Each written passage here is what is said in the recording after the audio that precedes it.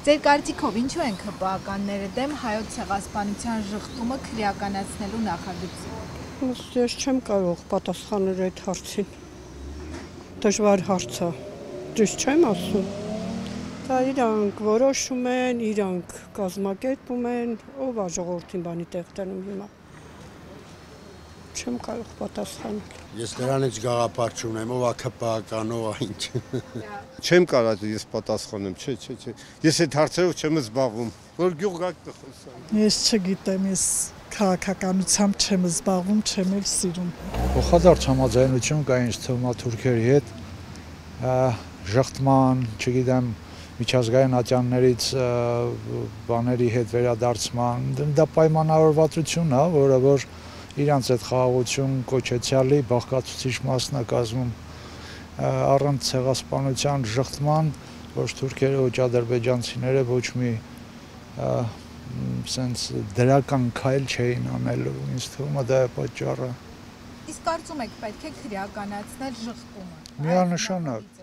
Միանշանակ դա քննարկման ենթակա հարց չի։ Հասկանում եք, եթե մենք դա չանենք, եկող սերունդները ընդհանրապես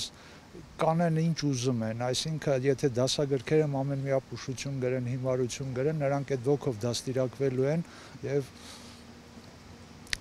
եւ մեր վերջը լավ չի լինելու։ Չեմ կարող պատասխանեմ, ես Հայաստանում չեմ ապրում, չեմ կարող։ Այդ չեմ կարող ասեմ, քաղաքականությունով դեն չեմ հետաքրքրվում։ Քանի որ մարդ չեն։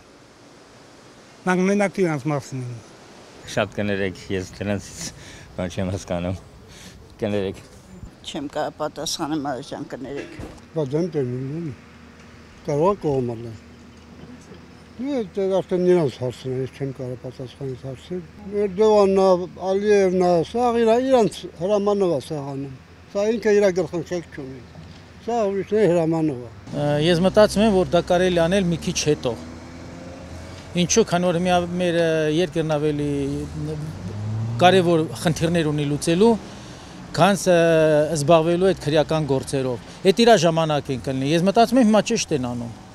Քանի որ հիմա այդ ժամանակները չի։